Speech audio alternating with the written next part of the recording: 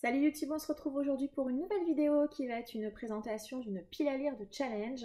Un challenge que j'aime beaucoup, auquel j'ai participé pour la première fois l'année dernière, que j'avais découvert l'année d'avant.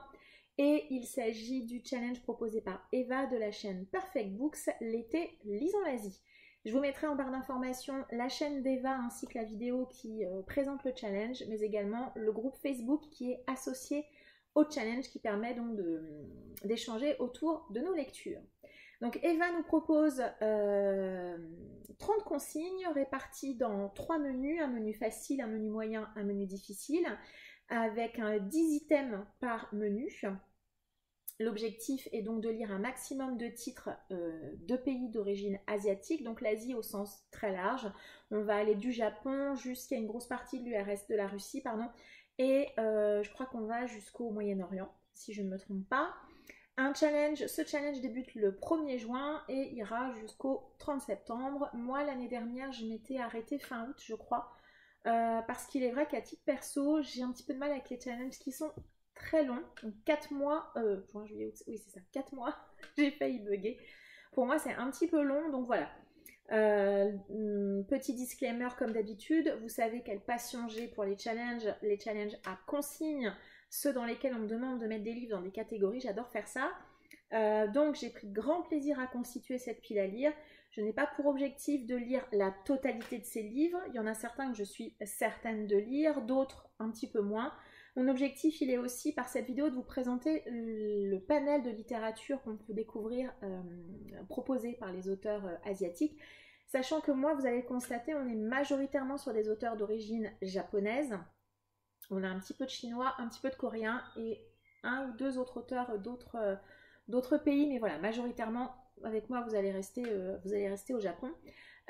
Autre petit disclaimer, Eva ouvre ce challenge à tout type de lecture. Donc vous pouvez y mettre les romans, les mangas bien évidemment, les comics, pourquoi pas, les romans graphiques, enfin la BD franco-belge, les e-books, les livres audio, les romans papier, bref, vous pouvez mettre absolument tout ce que vous lisez. Une seule consigne est absolument à respecter par contre, c'est que l'auteur soit d'origine asiatique, en tout cas l'Asie au sens large comme évoqué dans la vidéo de présentation. Voilà, le petit disclaimer étant posé, je vais donc vous présenter les quasi 30 titres que j'ai mis dans ma pile à lire. J'ai réussi quasiment à compléter toutes les consignes à 2 exceptions près, je crois. Donc il y a du roman et il y a du graphique, forcément. Donc j'ai mon anti-sèche, voilà, donc c'est pour ça que parfois vous allez me voir probablement baisser la tête. Donc on est parti. Donc le premier menu, c'est le menu facile qu'elle a intitulé le menu Zaatar. Elle nous demande de lire un roman qui a un nom propre dans le titre et moi j'y ai pris une suite de sagas. Du coup c'est le tome 2 de l'inspecteur Chen, c'est Visa pour Shanghai, écrit par Qiu Xiaolong. J'ai lu le tome 1 il y a, je dirais bien 3 ans. Ouais, peut-être bien 3 ans. De mémoire, on était dans... Alors là, je ne vais pas vous faire de résumé de l'histoire, hein, parce que clairement, c'est un policier. Donc, un policier qui mène une enquête, probablement un mort, quelque chose comme ça. On est vraiment dans la Chine communiste. Et c'est vrai que dans le tome 1, j'avais découvert un certain nombre de choses par rapport à la Chine. Je ne sais pas trop dans quelle année précisément on est. En tout cas, on est dans l'époque contemporaine. On n'est pas du tout dans l'historique. J'avais bien aimé ce tome 1, malgré quelques lourdeurs, et c'est clairement pour ça que j'ai pas lu la suite depuis, mais je pense que là, c'est la bonne occasion, et j'aimerais beaucoup le lire, sachant que ça fait partie également de mes reliques de la palle. Deuxième titre, avec un nombre dans le titre, et alors là, voilà, j'ai choisi d'y mettre 6-4 de Hideo Yokoyama, c'est publié chez J'ai lu. On est également dans un policier. Honnêtement, je ne sais pas trop de quoi ça parle. Je l'avais pris parce que je suis tombée dessus par hasard lors d'une de mes pérégrinations en librairie. Et vous savez que moi, j'ai beaucoup de mal à résister aux titres asiatiques, surtout japonais d'ailleurs, surtout quand je ne les ai jamais vus nulle part. Tout ce que je sais, c'est donc que c'est un policier. Et de ce que j'apprends derrière, on me dit que... Apparemment, il y a une petite fille de 7 ans qui disparaît sans que l'on parvienne à arrêter son ravisseur, que l'inspecteur qui a été chargé de l'enquête a du mal à passer à autre chose et qu'en 2002, 14 années ont passé et apparemment, ça va avoir un lien avec la disparition de cette petite fille 7 ans auparavant. J'en sais pas plus, honnêtement, c'est un policier écrit par un auteur asiatique, j'avoue que moi, quand je l'ai pris, je ne me suis pas inquiétée beaucoup d'autres choses. Un titre en un seul mot, et j'ai pris Ada de Masaki Yamada, c'est publié chez Actes Sud. Tout ce que je sais, c'est que c'est une histoire de clones, me semble-t-il. Je crois que c'est ça, quelque chose en histoire de clones. On est dans de la science-fiction. Ce titre-là, de la même manière, j'en sais pas beaucoup plus, si ce n'est que je l'avais pris lors d'une de mes commandes Gibert et je l'avais payé clairement 90 centimes. Donc voilà, je ne m'étais pas beaucoup prié. Auteur asiatique, science-fiction, Actes Sud en plus. Donc voilà, je pense que ça va se lire, ça pourrait se lire assez vite. C'est écrit assez gros. En tout cas, il rentre parfaitement dans la consigne. Avec un animal dans le titre ou sur la couverture, et j'ai donc trouvé ce titre avec un petit chat, mais également dans le titre Et si les chats disparaissaient du monde de Genki Kawamura. C'est publié chez Pocket, c'est un petit titre, et dans ce titre, on va suivre un homme qui a 30 ans, qui apprend qu'il a une grave maladie et qu'il va mourir. Il ne lui resterait plus que quelques semaines à vivre. Le diable va venir le voir et va lui proposer un marché un petit peu particulier, sachant que vous vous doutez bien que quand on fait un pacte avec le diable, il y a peu de chances qu'on soit gagnant quand même. Donc voilà, un chat sur la couverture, ça rentre dans la consigne. Impeccable. Ensuite, un polar ou un thriller. Donc là, j'ai mis, et je pense que je vais probablement commencer par ce titre. C'est La fleur de l'illusion de Keigo Higashino. C'est publié par Babel dans leur collection Poche. J'avais lu l'année dernière La maison où je suis mort autrefois, que j'avais adoré. Du coup, j'avais pris d'autres Keigo Higashino. Celui-ci, c'est un one-shot. Il ne fait pas partie de sa série. Donc c'est pour ça que je l'ai choisi. Je ne veux pas lire le résumé, je fais confiance à l'auteur, j'ai entendu beaucoup d'avis positifs sur cet auteur, et c'est vrai que je l'ai lu l'année dernière, c'était une excellente lecture, donc banco. Ensuite, un roman SFFF, et j'ai choisi d'y mettre La submersion du Japon, qui est un roman de science-fiction publié chez Piki et Poche de Sakio Komatsu. Alors on passera sur l'état du livre, puisque je l'avais commandé sur Momox, et quand je l'ai reçu, il est arrivé absolument défoncé. Voilà, j'étais un peu dégoûtée. Je me demande même s'il n'y a pas... Non, ça va, celui-là, il n'y a pas des pages qui partent, mais je crois que j'en ai un qui était dans la même commande, qui est complètement défoncé. Bref. Et ici, on va nous parler... on va parler du fait, je ne sais pas si... Enfin, je pense que vous le savez probablement, que le Japon... a un risque de disparition élevé compte tenu du fait qu'il est sur une association de deux plaques au niveau de la Terre. Et du coup, dans celui-ci, on nous parle de cataclysmes qui vont s'abattre sur le Japon et qui a priori vont risquer de détruire complètement le Japon. On est dans un roman d'anticipation autour des catastrophes climatiques. Donc je me demande si c'est pas Eva qui en avait parlé l'année dernière sur sa chaîne. En tout cas, elle m'avait donné envie de le lire. Et voilà, j'étais tombée dessus et du coup, je l'avais pris. Donc malgré l'état déplorable dans lequel il est, il y a de fortes chances que celui-ci soit lu aussi. Ensuite, un livre adapté. Donc là, j'avoue que j'ai joué la facilité. J'y ai mis Ring de Koji Suzuki. Donc chez Pocket, moi là, j'ai une intégrale qui regroupe les 3 tomes. Donc Ring, Double Hélice et la boucle. J'aimerais bien lire au moins Ring. Pourquoi pas lire les 3 si je suis dans le trip et que j'ai envie de poursuivre. Pourquoi pas. J'ai vu le film japonais. J'ai vu également la mauvaise adaptation américaine que je vous déconseille. J'avais beaucoup aimé le film. Apparemment, selon ce qu'en dit Eva, la suite de l'histoire va s'orienter sur quelque chose d'un petit peu plus science-fiction. Donc j'ai hâte de voir le roman à l'origine de ce film. Ensuite, une fiction historique en Asie. Alors là, on avait le droit de mettre tout type d'auteurs, c'est-à-dire des auteurs non asiatiques, puisque parfois, sur certaines consignes, Eva nous autorise, entre guillemets, à prendre des auteurs qui ne sont pas asiatiques. Et moi, ça sera un auteur asiatique. J'y ai mis Silence de Shusaku Endo. C'est publié chez Folio. Je pense que j'ai dû tomber dessus en recyclerie, Emmaüs, enfin, ce genre de choses. Et je l'ai pris parce que c'était un auteur asiatique. Donc je l'ai mis dans cette catégorie parce que ici on est au Japon en 1614. On m'explique que le shogun a formulé un édit d'expulsion de tous les missionnaires catholiques, mais que malgré tout ces derniers poursuivent leurs efforts pour propager la bonne parole de l'Église catholique. Donc jusqu'à ce qu'une rumeur enfle à Rome, Christophe Ferreira, qui est donc un des missionnaires très importants apparemment, aurait renié sa foi, et donc on a 3 prêtres qui partent au Japon pour enquêter et essayer de poursuivre leur œuvre d'évangélisation du pays japonais. Voilà, mais j'en sais pas trop plus. Je suis pas forcément hyper fan de tout ce qui tourne autour de la religion, mais là je me dis ça pourrait être intéressant malgré tout d'avoir ce côté historique. Et c'est une bonne occasion de le sortir.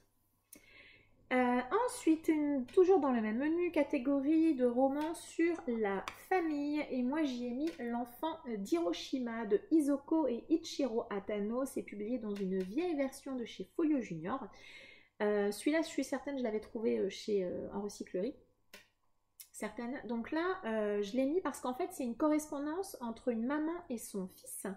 Alors je sais pas si c'est avant, je pense que c'est après Hiroshima à mon avis, ou peut-être pendant, je sais pas trop, mais je pense que le fait que la mère et le fils échangent, voilà, on va être en plein dans la thématique familiale, en tout cas c'est ce que j'en attends et c'est ce que j'en imagine.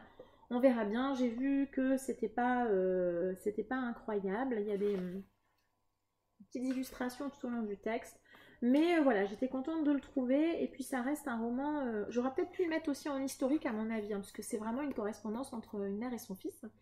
Mais je pense que voilà, à mon avis, ils vont peut-être beaucoup parler de la vie quotidienne au Japon, donc je trouvais que ça rentrait plutôt bien dans le thème.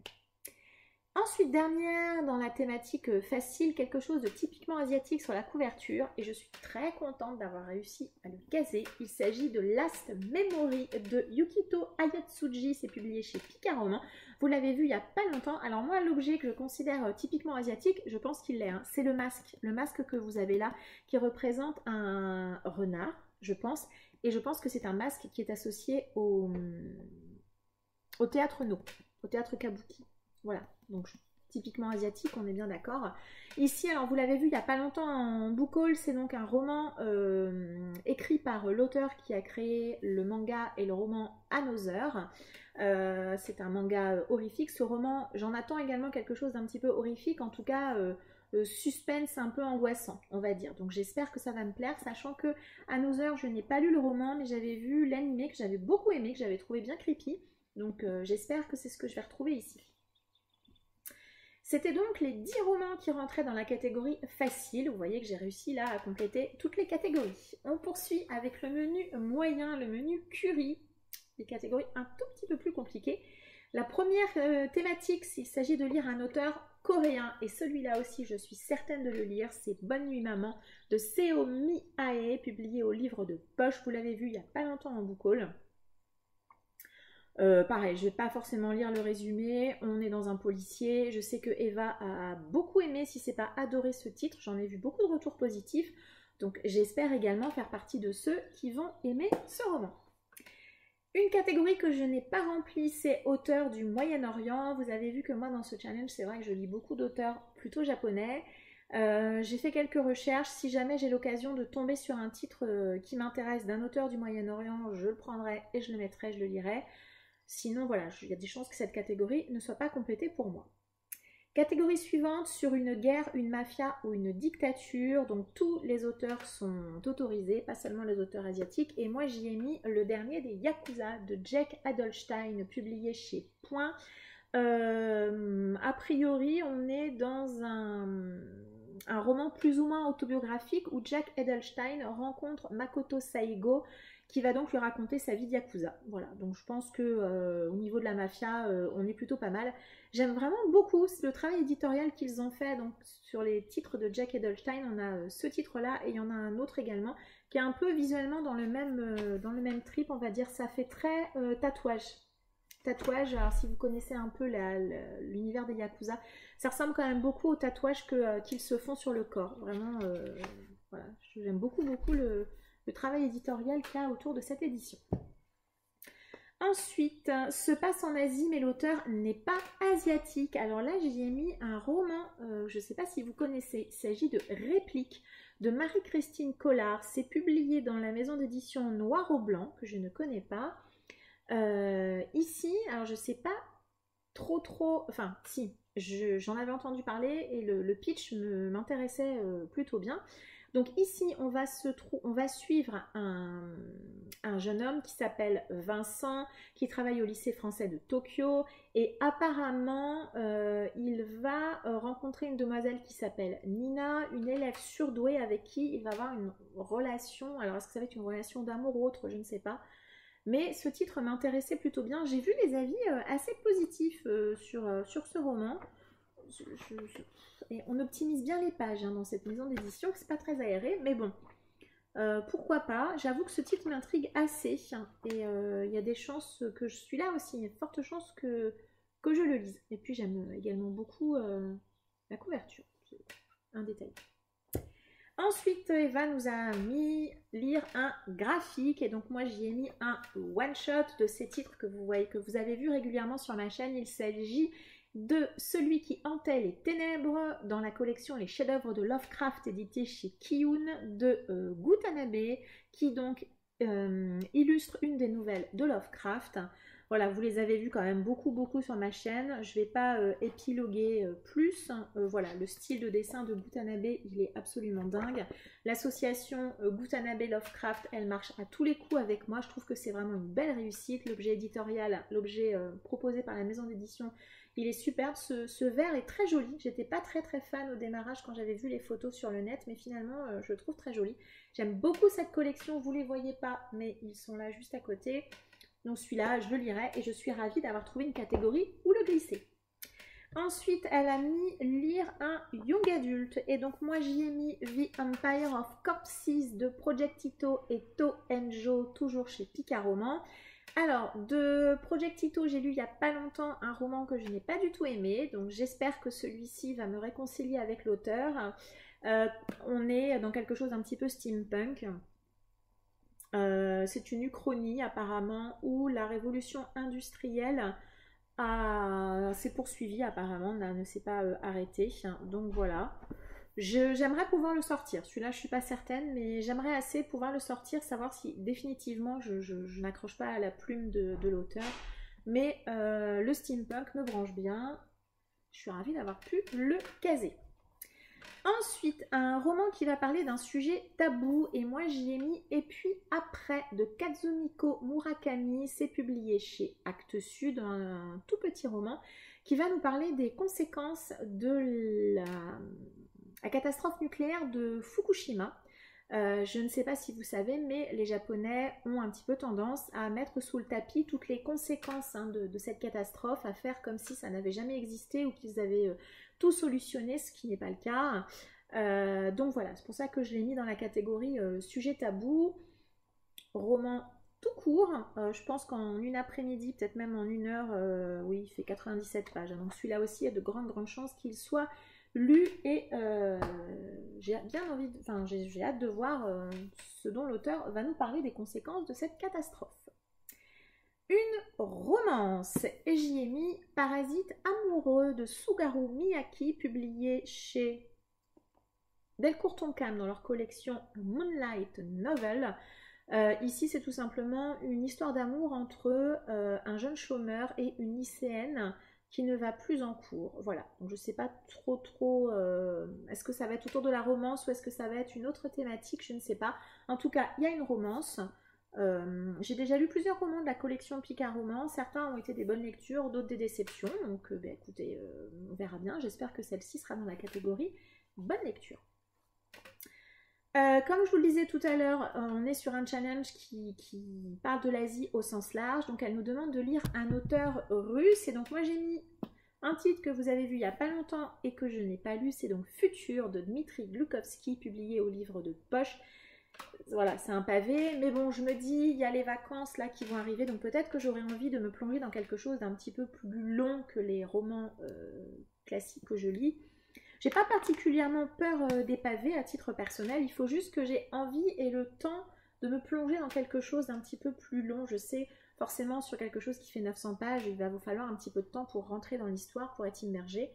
Donc, et puis, vous avez toujours le risque d'avoir aussi quelques lenteurs sur un gros roman comme ça. Donc je me dis pourquoi pas, j'ai vraiment envie de le découvrir. J'aurais pu mettre Métro 2033 que je n'ai pas lu, mais je n'ai pas forcément envie de me lancer dans une série. Sait-on jamais, pourquoi pas, peut-être que finalement je ne lirai pas Futur, mais je ferai Métro 2033, je verrai bien. En tout cas, pour le moment, c'est celui-ci qui me tentait le plus. On est dans un monde dans lequel l'humanité sait stopper le vieillissement et du coup, voilà, on a un petit peu une espèce d'immortalité qui se met en place. Je me demande comment l'auteur peut traiter ça. En plus, c'est un auteur russe. C'est vrai que c'est toujours agréable aussi de découvrir d'autres cultures et d'autres manières de raconter et d'envisager les histoires. La dernière thématique dans ce menu, c'est donc de lire un roman qui parle d'un loisir. Et moi, j'y ai mis Le Maître ou le tournoi de Go de Yasunari Kawabata. C'est publié au livre de poche.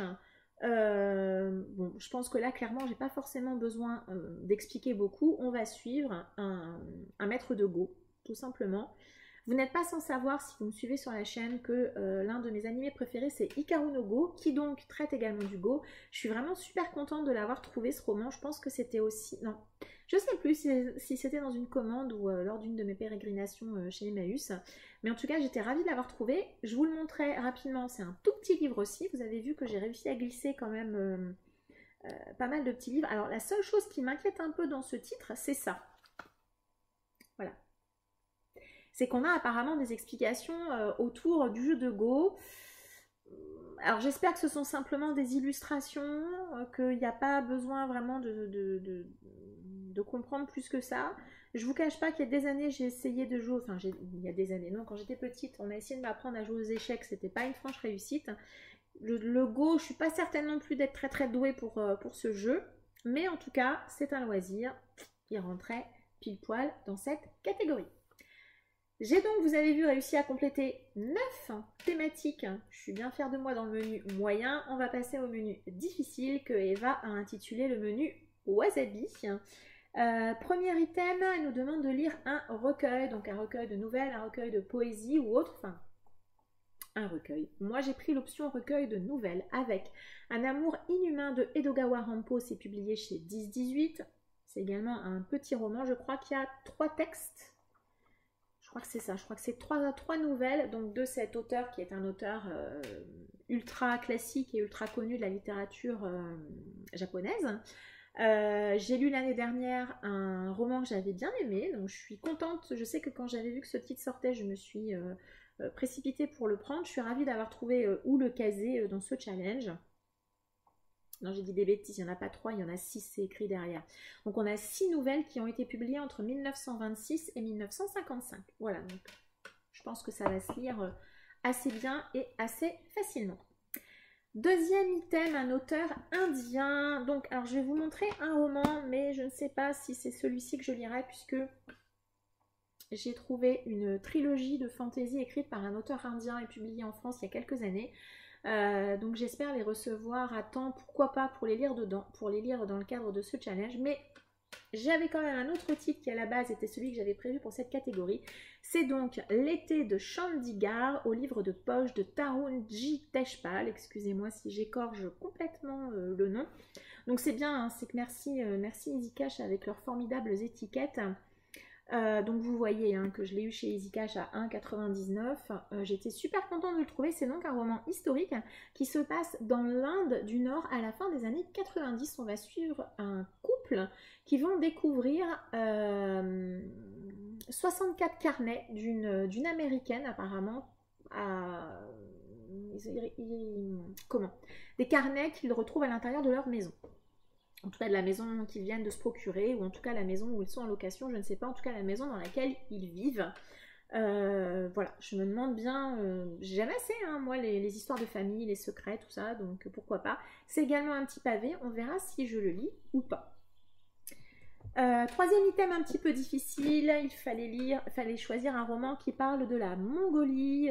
Tous les auteurs étaient acceptés, pas seulement les auteurs asiatiques. C'est vrai que la catégorie est un petit peu difficile. Et moi du coup j'ai recasé un roman que vous avez vu il n'y a pas longtemps dans ma pile à lire du mois de la fantasy. C'est L'oiseau et la lame de Megan Bannen, publié chez Albin Michel. On est ici en 1279 au sein de l'Empire mongol. Alors je vous cache pas que quand j'ai vu qu'il y avait cette catégorie-là, ce roman-là, je l'ai éjecté de ma pile à lire du mois de la fantasy et je me dis, toi, je te garde pour cet été puisque j'ai très envie de le lire et que donc, dans l'ordre des priorités, je me suis dit, toi, tu seras pas lu là, mais c'est pas grave, tu seras lu cet été. On est plus ou moins dans de la SFF.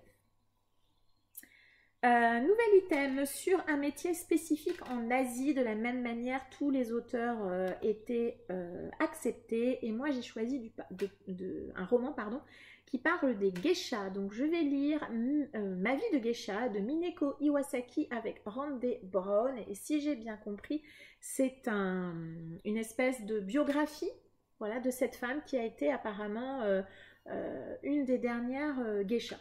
Voilà. Donc, je suis vraiment contente de l'avoir trouvé.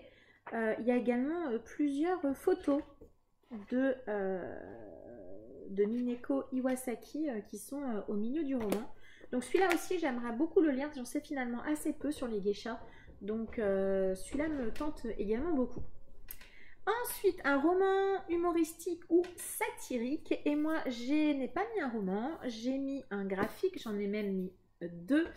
J'ai mis Globule, une vie de jeune lapin, c'est un manga publié chez Soleil Manga de Mame Moyashi, et j'y ai mis également le tome 2, une vie de lapin.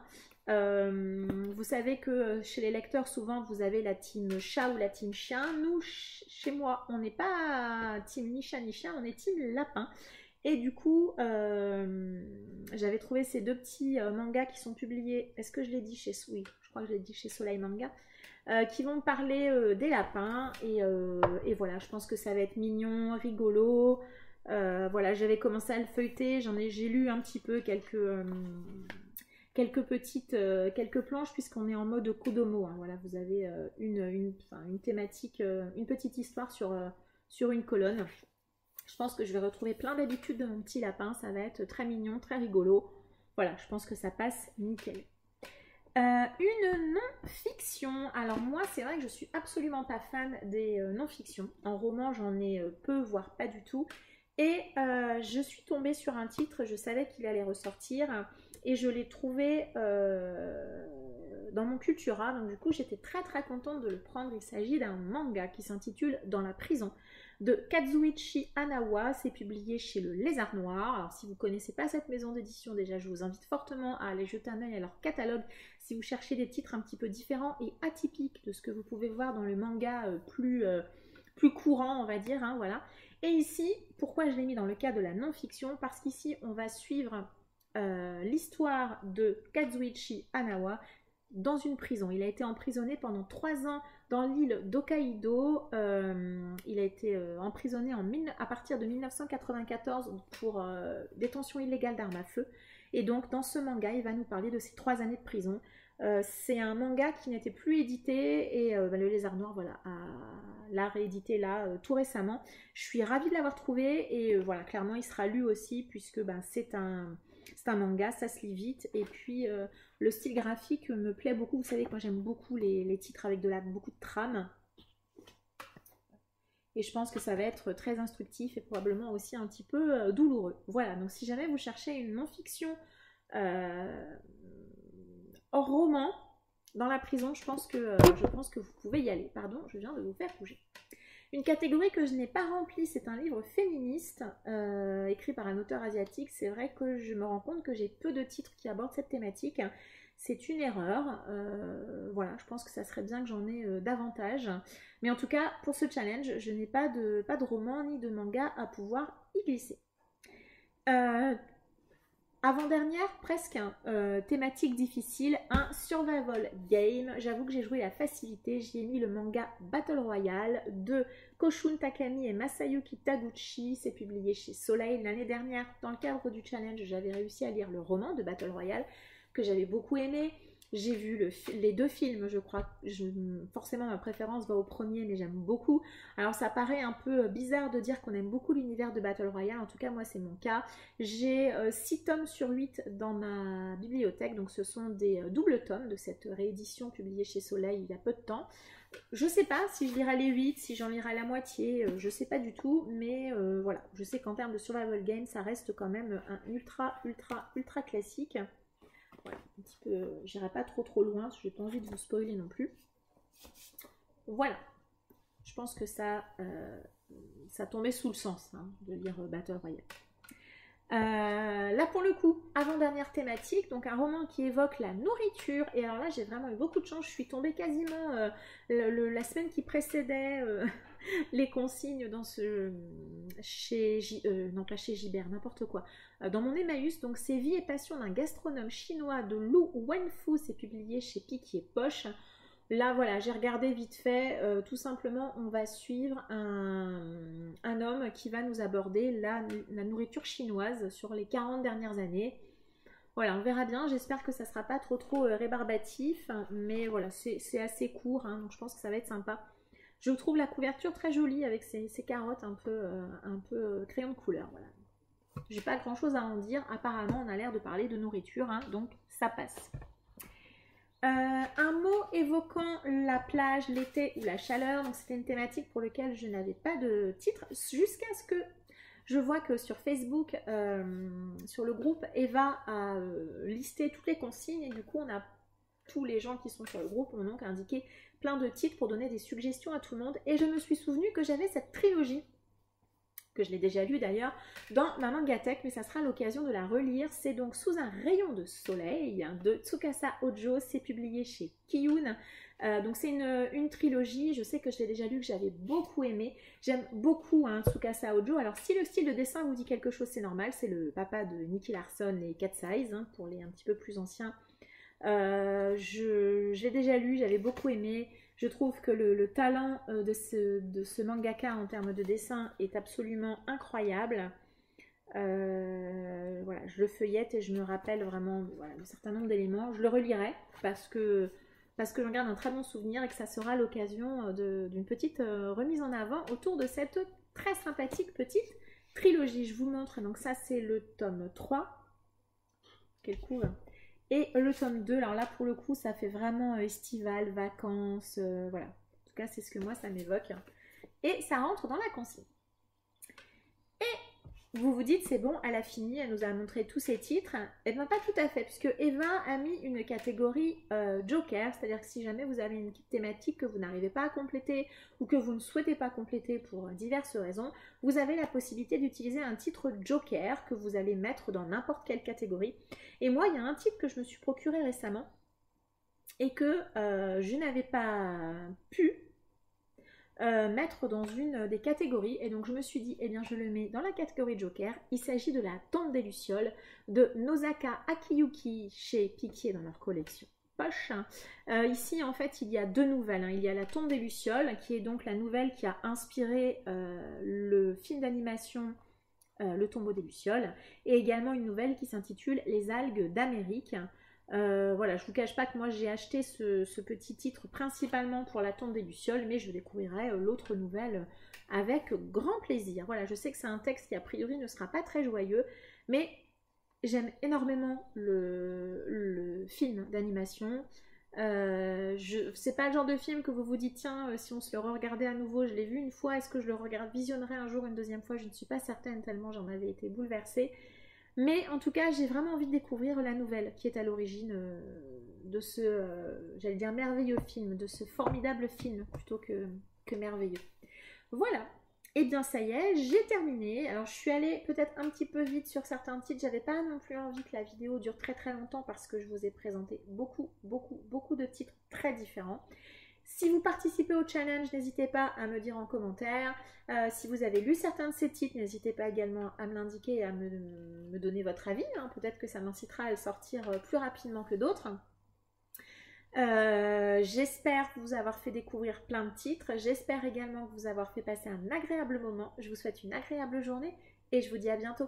Au revoir.